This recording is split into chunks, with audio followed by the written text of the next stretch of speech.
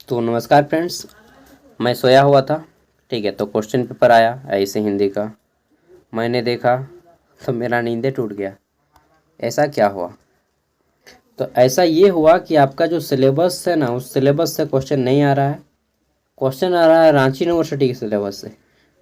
सही में? हाँ, चलिए आपको दिखाते हैं। ठीक है, और इसीलिए मैं फेस भी दिखाया, नहीं तो आप बात को सीरियसली नहीं लेते। यहाँ पे देखिए जो क्वेश्चन है हमारा, पहले हम आपको दिखाते हैं 2 मार्क्स वाले क्वेश्चन। ठीक है, तो यहाँ पे सबसे क्वेश्चन नंबर 3 2 मार्क्स वाला। ठीक है, किन्हीं 5 प्रश्नों के उत्तर दें, और है आपका 2 मार्क्स वाले 5। इसमें है तकनीकी हिंदी की परिभाषा। आपने पढ़ा है तकनीकी हिंदी? नहीं पढ़ा है ना। तकनीकी हिंदी के पारिभाषिक शब्द क्या है? ठीक है, तो आपने तो नहीं पढ़ा है। तकनीकी हिंदी के पारिभाषिक शब्द हैं जैसे कि कंप्यूटर। ठीक है, और कौन से शब्द हैं? जैसे कि डिजिटल। ठीक है, जैसे कि, और बताइए, मोबाइल। ये सभी हमारा तकनीकी हिंदी के शब्द हैं। ठीक है, तो आपने तो नहीं पढ़ा है। चलिए दूसरा क्वेश्चन है, रामधारी सिंह दिनकर जी का जन्म कब हुआ और कहाँ हुआ? आपने ये भी नहीं पढ़ा है। तो रामधारी सिंह दिनकर जी का जन्म होता है 1908 में, बेगूसराय बिहार में होता है। ठीक है, आपने नहीं पढ़ा होगा मुझे मालूम है, क्योंकि सिलेबस आपका है ही नहीं। व्यवहारिक हिंदी का मूल शब्द क्या है? ठीक है, व्यवहारिक हिंदी का मूल शब्द क्या है, ये भी पूछा, आपने नहीं पढ़ा है और मैंने पढ़ाया भी नहीं है। अगला है, कार्यालय हिंदी किस प्रकार के शब्दों का प्रयोग करती है? कार्यालय हिंदी प्रयोग करती है शब्दों का, जैसे जैसे कैसे शब्द शब्द प्रयोग होता है राजभाषा हिंदी का। ठीक है, जैसे कि अफसर हो गए हैं। ठीक है, कार्यालय हो गया, जैसे कि अवकाश हो गया। ठीक है, मतलब छुट्टी को बोलते हैं अवकाश। तो ऑफिस में जिन शब्दों का प्रयोग किया जाता है उसको कार्यालय हिंदी बोलते हैं। पारिभाषिक शब्दावली से आप क्या तात्पर्य है? आपने नहीं पढ़ा है। पारिभाषिक शब्द के 2 उदाहरण दें। आपने नहीं पढ़ा है। रामधारी सिंह दिनकर जी की 2 रचनाओं को लिखे, आपने नहीं पढ़ा है। ओके, मुझे मालूम है इनकी नाम हो जाएंगी, जैसे बापू। ठीक है, रामधारी सिंह दिनकर जी की बहुत प्रसिद्ध कविता है।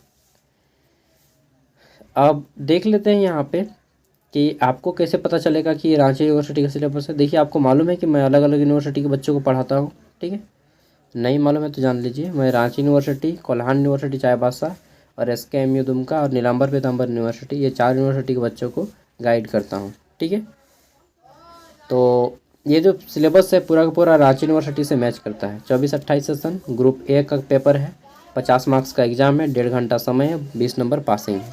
ठीक है, मतलब पूरा सत्यानाश कर दिया पेपर का। हालांकि हिंदी है तो लिख के पास हो ही जाइएगा। आधुनिक भारतीय भाषाओं की उत्पत्ति और विकास पर प्रकाश डालें। ठीक है, यानी कि मॉडर्न इंडियन लैंग्वेज। ठीक है, कि उत्पत्ति कैसे हुई और विकास कैसे हुआ, तो ये है। दूसरा है बापू, ये 10 मार्क्स वाले क्वेश्चन है। बापू शीर्षक कविता का भावार्थ अपने शब्दों में लिखें। बापू कौन है जी? तो यहाँ पे बापू मतलब महात्मा गांधी। ठीक है, महात्मा गांधी जी बापू हैं। और ये ये कविता लिखी है रामधारी सिंह दिनकर ने, 1947 में लिखे थे, 1948 में पब्लिश हुई। ठीक है, और फिर ये पारिभाषिक शब्दावली के प्रकारों का वर्णन करें। कार्यालय हिंदी और वित्तीय हिंदी में अंतर स्पष्ट करें।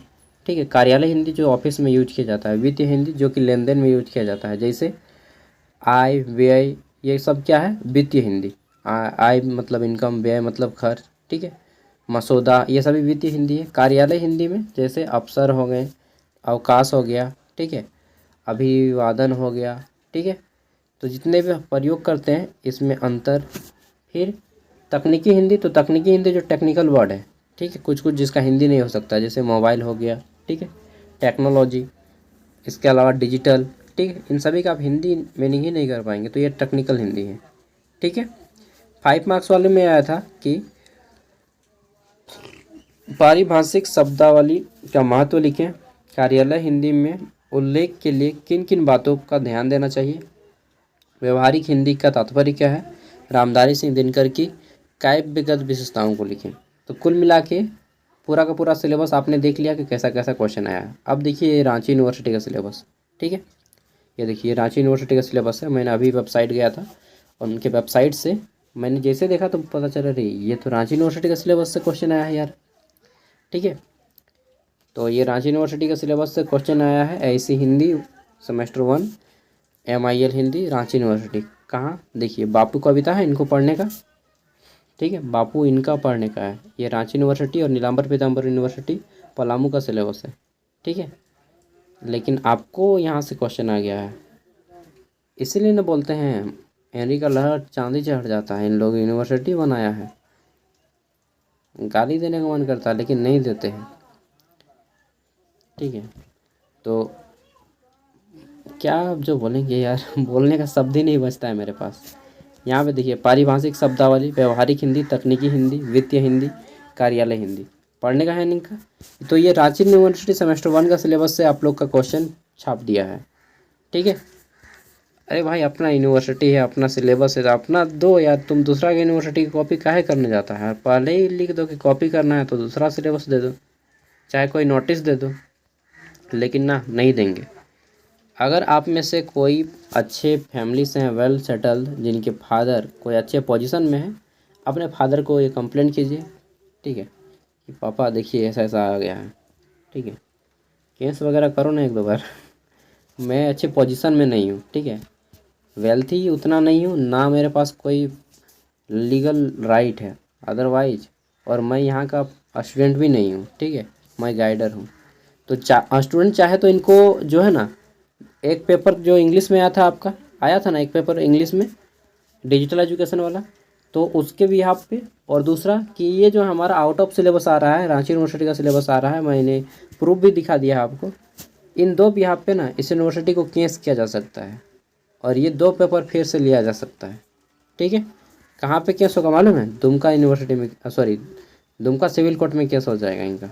अगर कोई करना चाहे तो डेफिनेटली कर सकते हैं। एक आदमी नहीं, एक ग्रुप, आप लोग का तो ग्रुप होगा ही, ग्रुप बना के कीजिए। मैं नहीं कर सकता, अदरवाइज मैं करता। केवल यह अधिकार उनको है जो एग्ज़ाम खुद दे रहे हैं। ठीक है, उनको यह अधिकार है। तो आप लोग का अधिकार है और छात्र नेता का अधिकार होता है। ठीक है, लेकिन सबसे ज़्यादा अधिकार है उनको जो इस बार एग्ज़ाम बैठे हैं, जो एग्ज़ाम दे रहे हैं। लेकिन मालूम नहीं आप लोग कीजिएगा या नहीं कीजिएगा, वो आप पे डिपेंड करता है। मैं तो तरीका बताऊंगा, लड़ना तो आप ही को पड़ेगा। मेरी जंग होती तो मैं डेफिनेटली लड़ता। ठीक है, और मैं अपना जंग वो खूब ही लड़ा हूँ अपने कॉलेज में। ठीक है, चलिए, तो जो भी था मैंने बता दिया। अब आप लोग क्या कीजिएगा नेक्स्ट, तो रांची यूनिवर्सिटी सेमेस्टर 1 का जितना भी वीडियो है आप सब देखना शुरू कर दीजिए। ऐसे हिंदी रांची यूनिवर्सिटी का वीडियो देखिए, SKMU का वीडियो मत देखिए, छोड़ दीजिए। जितना भी मैंने बनाया है उसका वीडियो देखना बंद कर दीजिए। ओके, और आप लोग लकी भी बोल सकते हैं कि ग्रुप C वाले जो स्टूडेंट हैं वो लकी हैं। क्यों लकी है? आप लोग को पहले पता चल गया क्वेश्चन पेपर आते ही कि आपका एग्ज़ाम आउट ऑफ सिलेबस होने वाला है। कहाँ से आएगा वो भी आपको पता चल गया। तो जल्दी से सेमेस्टर का देखिए।